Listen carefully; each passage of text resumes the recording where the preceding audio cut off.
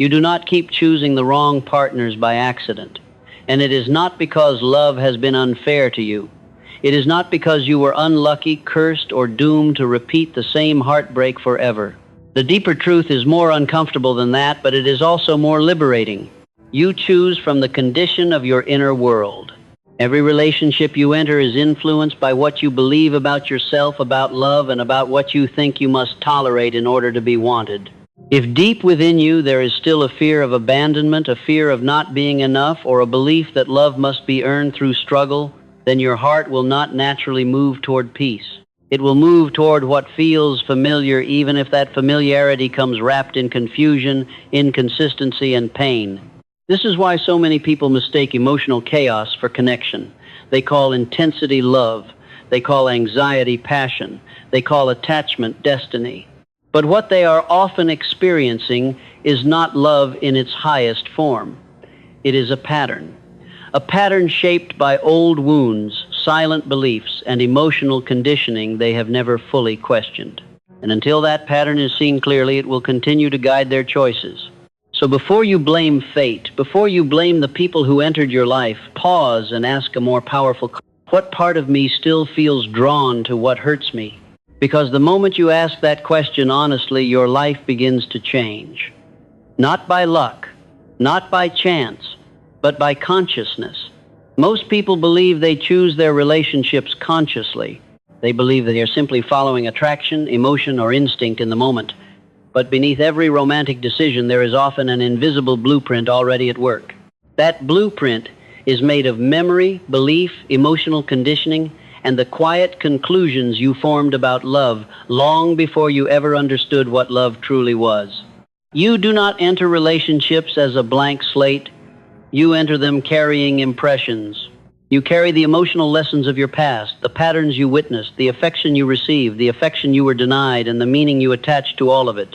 Somewhere along the way, many people unconsciously learn dangerous ideas that love must be earned, that being chosen creates worth, that inconsistency makes connection more valuable, or that emotional struggle is proof that something matters. These ideas are rarely spoken out loud. They live in the background, yet they shape your choices with remarkable power. If a person secretly believes they are not fully worthy of steady love, they may feel strangely drawn to people who are distant, unpredictable, or difficult to hold on to. Not because they enjoy suffering, but because a part of them has been trained to associate longing with love and effort with value. They do not feel most alive when they are safe. They feel most activated when they are uncertain. This is how the blueprint works. It turns emotional familiarity into attraction. That is why someone can say with complete sincerity, "I want peace, honesty, and loyalty," yet continue choosing people who bring confusion, mixed signals, and emotional instability.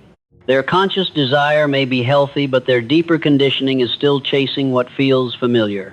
And the subconscious mind will often choose what is familiar long before it chooses what is truly good. Many people are not actually selecting partners from clarity. They are selecting from old emotional programming. They are trying to resolve through romance something that was wounded long before the relationship began. They seek reassurance where they should seek truth. They seek validation where they should seek self-respect. They seek to be chosen because they have not fully chosen themselves. This is why the same type of heartbreak can appear in different forms with different faces in different seasons of life. The names change. The pattern remains. Until you become aware of your blueprint, you will keep calling it chemistry. You will keep calling it fate. You will keep believing something outside of you is creating the cycle. But the real shift begins when you recognize that your choices are not random. They are revealing what your inner world still believes to be normal, necessary, and deserved. And once you see that, you are no longer powerless, because what has been conditioned can also be transformed. One of the most painful truths a person can discover is this: what feels intense is not always what is healthy. In fact, many people are not drawn to love itself. They are drawn to emotional familiarity, and sometimes that familiarity takes the form of chaos. This is why a peaceful connection can feel strangely empty to someone who has spent years relating through uncertainty. If the heart has been trained to expect inconsistency, mixed signals, emotional distance, or the constant fear of losing someone, then calmness may not feel exciting. It may feel suspicious. It may even feel wrong. Not because peace lacks value, but because the nervous system has learned to treat instability as normal. When this happens, chaos begins to wear the mask of love. A delayed message creates anxiety, and anxiety is mistaken for deep attachment.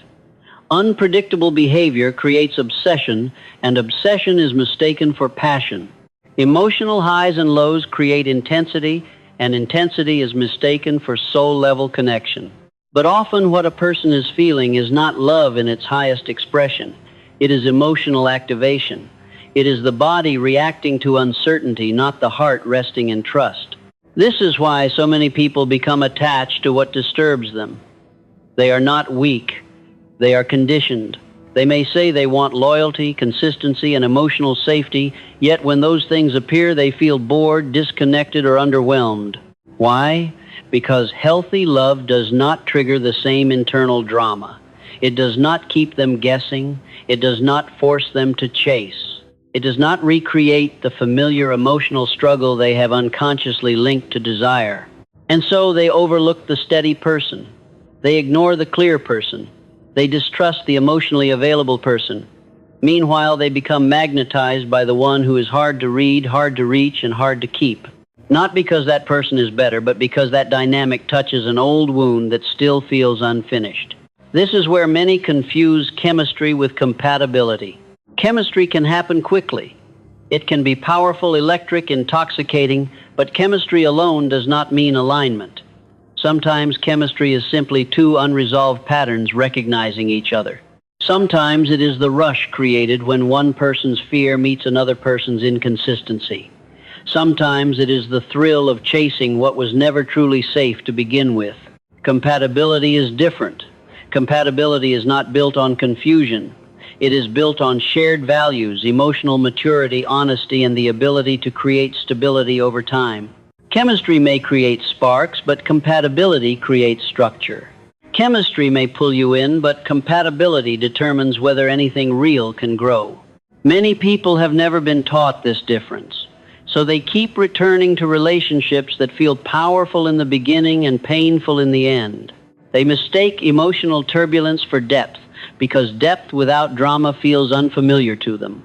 But real love does not need to wound you to prove that it is real. It does not need to keep you anxious, to keep you interested. It does not require emotional chaos in order to feel meaningful. If peace feels boring, that is not always a sign that something is missing. Sometimes it is a sign that your system is still adjusting to what safety feels like. And that may be one of the most important lessons in love. Not everything that excites you is meant for you, and not everything that is right for you will feel dramatic at first.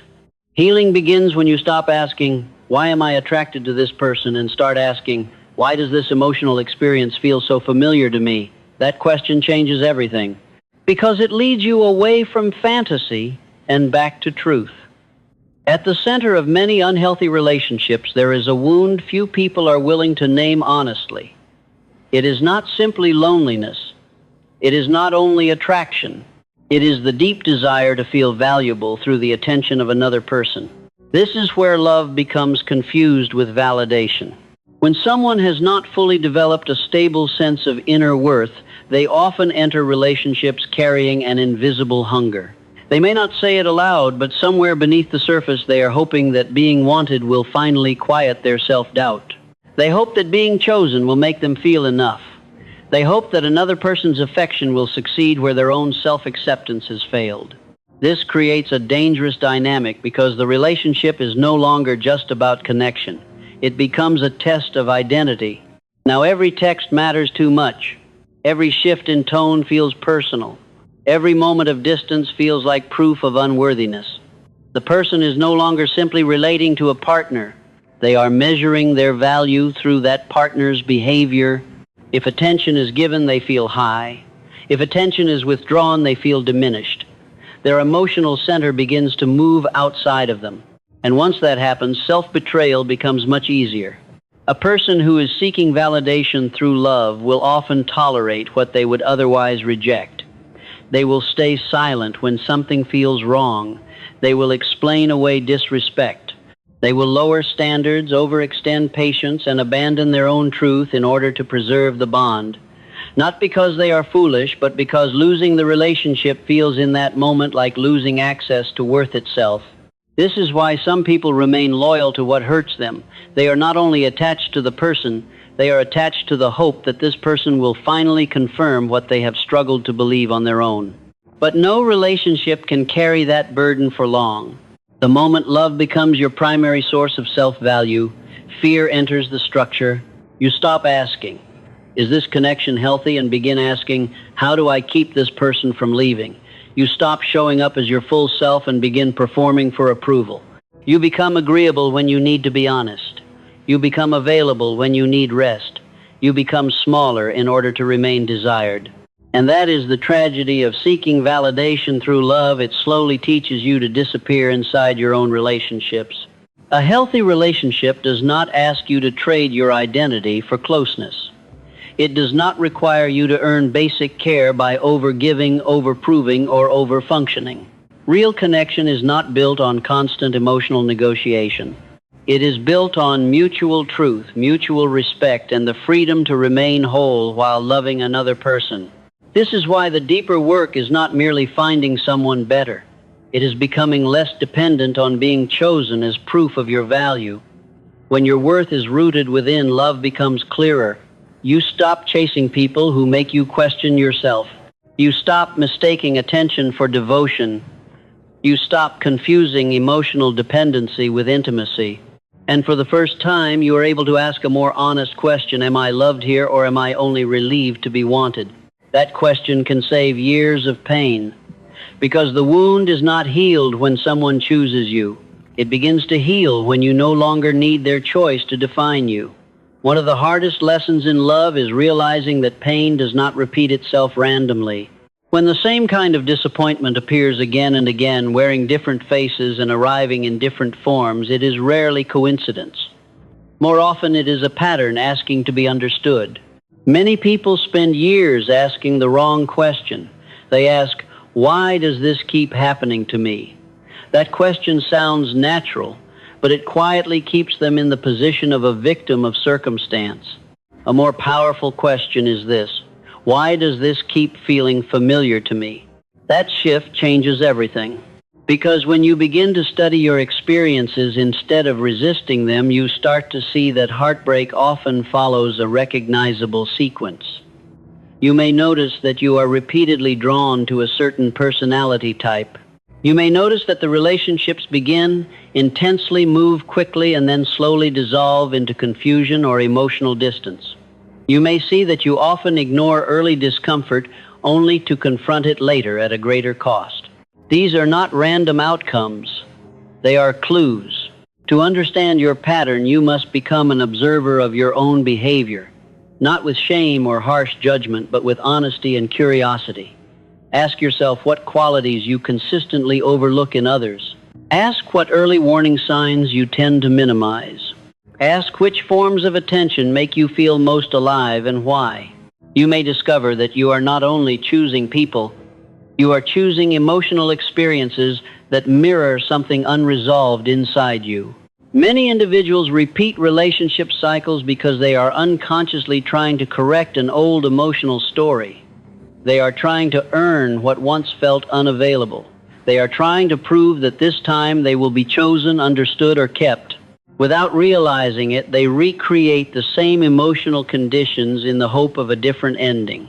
But repetition does not end through effort alone. It ends through awareness. This is why avoiding reflection keeps the cycle alive. When discomfort appears, many people distract themselves. They blame the other person entirely. They rush into a new connection. They tell themselves it was simply bad timing.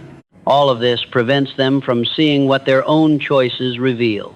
Real change begins when you are willing to examine your pattern without excuses. Write it down if you must. Notice the similarities between past relationships. Look closely at what first attracted you, what later unsettled you, and what ultimately hurt you. Notice not only what others did, but how you responded. Did you trust your intuition or override it? Did you communicate clearly or remain silent to keep peace? Did you walk away early or stay until you felt exhausted? These questions are not meant to create guilt. They are meant to create clarity. Because once you see your pattern clearly, you are no longer trapped inside it. The moment you understand the emotional logic behind your choices, you begin to regain power over them. What once felt like fate begins to look like conditioning. And conditioning, unlike fate, can be changed. The pattern will not disappear because you wish it away. It will disappear when you understand what it has been trying to show you all along. One of the most important distinctions you can learn in love is the difference between chemistry and true alignment. Many people spend years following what feels powerful in the moment, only to discover later that intensity alone cannot sustain a meaningful relationship. Chemistry is immediate. It is often fast, emotional, and deeply engaging. It can feel like recognition, like something has clicked into place without effort. Conversations flow easily. Attraction feels undeniable. There is excitement, anticipation, and a sense of urgency that can be difficult to explain. But chemistry is not always a reliable guide. Sometimes chemistry reflects genuine compatibility, but at other times it reflects emotional familiarity. It can be the response of a nervous system recognizing patterns it has experienced before. When someone's behavior touches an old emotional sensitivity, it can create a strong reaction that feels meaningful simply because it feels intense. This is where confusion begins. Many people interpret strong emotional activation as evidence of deep connection. They assume that if something feels powerful, it must be important. Yet intensity often says more about emotional triggers than about long-term compatibility. Excitement can coexist with instability. Attraction can coexist with inconsistency. And emotional closeness can appear long before trust has truly formed. True alignment develops differently. Alignment is quieter. It is steady rather than overwhelming. It is revealed over time through consistent behavior, shared values, emotional maturity, and mutual respect. Instead of creating anxiety, alignment creates clarity. Instead of uncertainty, it creates calm. Instead of emotional highs and lows, it creates a sense of grounded connection that does not require constant reassurance. Because of this, alignment can feel unfamiliar at first to someone who is used to chaos. Without intense emotional swings, the relationship may seem less exciting. Without unpredictability, there may be fewer dramatic moments to interpret as passion. But what is missing in intensity is often replaced by something more sustainable: stability, safety, and trust. Chemistry may bring two people together, but alignment determines whether they can grow together. This is why it is important to slow down long enough to observe the difference. Chemistry can be present in the early stages of many relationships. Alignment reveals itself in how two people handle conflict, communicate honestly, support each other's growth, and maintain respect even during difficult moments. Many heartbreaks occur because individuals build expectations on chemistry alone. They invest deeply in a feeling before they have observed the character behind it. They trust emotion before they understand behavior. Learning to recognize alignment requires patience and self-awareness. It asks you to look beyond what is exciting and ask what is consistent. It asks you to notice not only how someone makes you feel in the moment, but how you feel in their presence over time. Do you feel calm or constantly uncertain? Do you feel respected or often dismissed? Do you feel free to be yourself or pressured to adapt? These questions reveal far more than intensity ever could. In the end, chemistry can open the door, but alignment determines whether the relationship has a future. When you understand this distinction, you stop chasing what only feels powerful and begin choosing what is truly right for you. Before you can choose differently, you must learn to return to yourself. This is the step many people try to skip. After heartbreak, there is often a strong urge to move forward quickly, to meet someone new, to distract from discomfort, or to prove that the past no longer matters. But growth rarely happens through avoidance. It begins through stillness. Returning to yourself does not mean withdrawing from life. It means pausing long enough to reconnect with your own inner direction. It means stepping away from constant emotional noise so you can hear your own thoughts clearly again. And most importantly, it means rebuilding the relationship you have with yourself before attempting to build one with someone else. Many people enter relationships hoping to feel whole, but wholeness cannot be borrowed. It must be developed. When you return to yourself, you begin to notice how often you ignored your own signals in the past. You remember moments when something felt wrong early on, yet you stayed quiet. You recall times when you accepted less than you needed simply to avoid being alone. You see how often you prioritized connection over clarity. This awareness is not meant to create regret. It is meant to create responsibility. Solitude becomes essential during this stage. Not loneliness, but solitude, the quiet space where you are no longer performing for approval or adjusting yourself to maintain connection. In solitude, you begin to rediscover what you value, what you enjoy, what you need, and what you will no longer accept. You start to understand your emotional rhythms instead of reacting to them. Returning to yourself also requires honesty about your boundaries. Boundaries are not rules for controlling others. They are decisions about what you will allow into your life. They reflect self-respect more than strength. When your boundaries are unclear, relationships often become confusing. When they are clear, your choices become simpler. This process also asks you to rebuild your sense of worth independently of romance.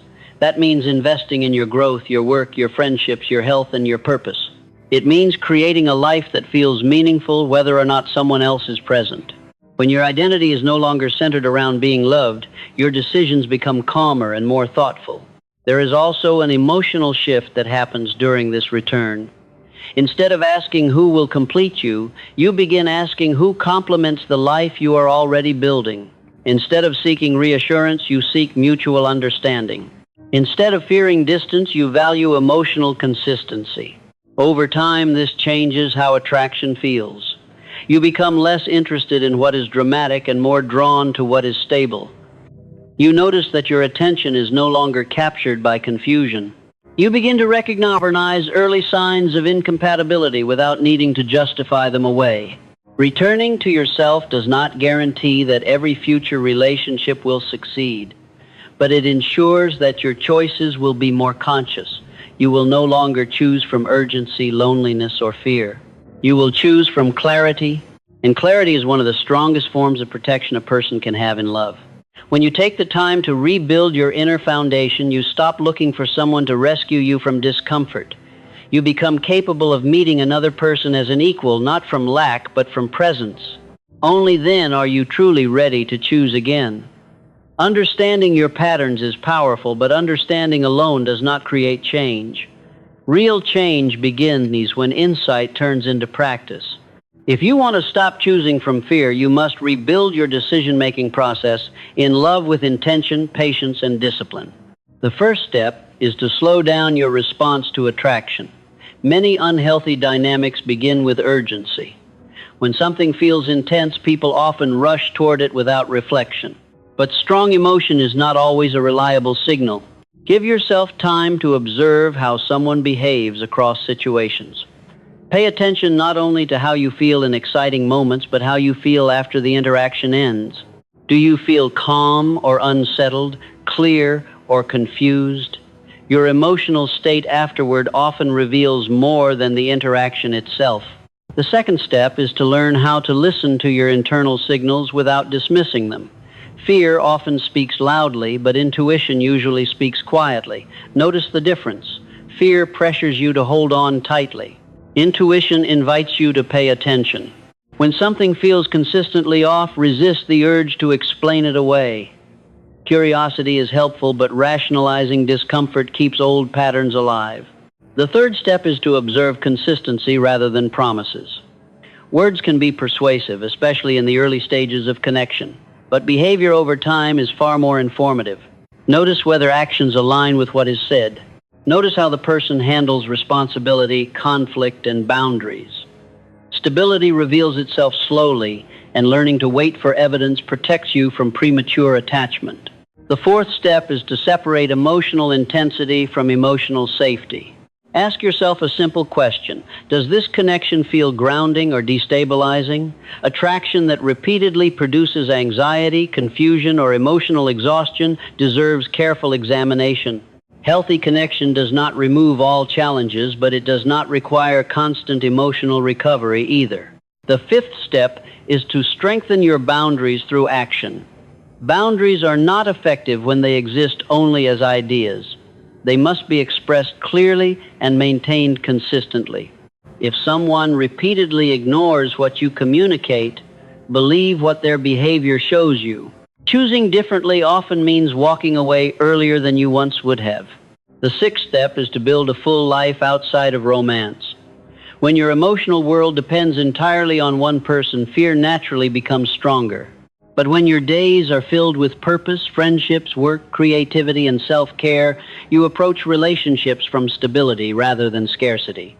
You are less likely to tolerate what does not truly serve you. None of these steps require perfection. They require awareness and repetition. At first, choosing differently may feel unfamiliar or uncomfortable, but over time, fear loses its influence and clarity becomes natural. When you rebuild your approach in this way, relationships no longer feel like emotional risks you must survive. They become conscious choices you are capable of making with calm and confidence. If you do not heal the pattern, you will keep calling it destiny. That is the final warning. You will continue meeting different people who awaken the same pain. You will continue feeling the same confusion in new forms. You will continue mistaking emotional instability for depth, inconsistency for mystery, and longing for love.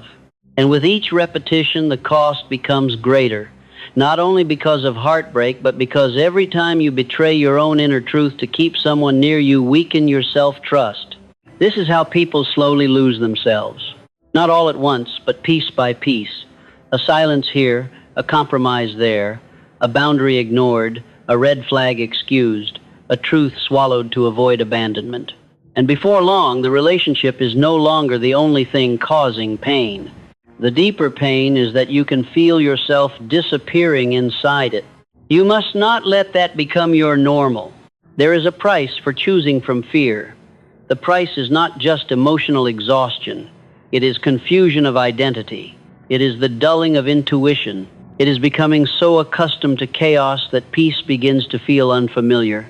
It is building your future on a foundation that cannot hold the weight of real love.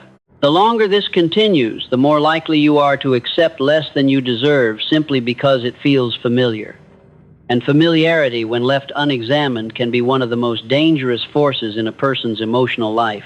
So this is your awakening. Stop waiting for pain to teach you the lesson one more time. Stop believing that another version of the same experience will finally end differently if you abandon yourself just a little less carefully. It will not. What is broken does not become whole through repetition. It becomes whole through truth. And the truth is simple. Love should not require you to lose your peace in order to prove your loyalty. It should not demand that you ignore your intuition in exchange for temporary closeness. It should not ask you to shrink, perform, or suffer in order to feel chosen. See the pattern clearly now. Because once you see it, you are responsible for no longer calling it love. From this moment forward, let something new begin within you. No more choosing from fear. No more calling confusion love. No more abandoning your own truth just to keep someone close. You were not meant to build your life around emotional uncertainty. You were not meant to measure your worth by who stays, who leaves, or who finally decides to choose you. Your value was never meant to be negotiated inside someone else's hesitation. The real turning point in love begins when you stop asking to be chosen and start asking whether a connection truly honors who you are. That is where power returns. That is where your standards become clear. That is where your heart stops reaching from emptiness and begins responding from wholeness. You are not incomplete. You are not behind. And you are not destined to repeat the same pain forever. When you know who you are, you stop entertaining what diminishes you. When you trust yourself, you stop chasing what confuses you. When you return to your own center, you no longer need intensity to convince you something is real. You begin to recognize that real love does not weaken your spirit, it strengthens it. It does not pull you away from yourself. It meets you where you are, strongest, clearest, and most honest. So let this be your shift. Choose with open eyes. Choose with self-respect. Choose with peace in your heart, not panic in your mind. Because the right relationship will never require you to betray yourself in order to keep it. And the moment you fully understand that you are no longer waiting for love to save you, you are finally ready to choose the kind of love that reflects the person you have become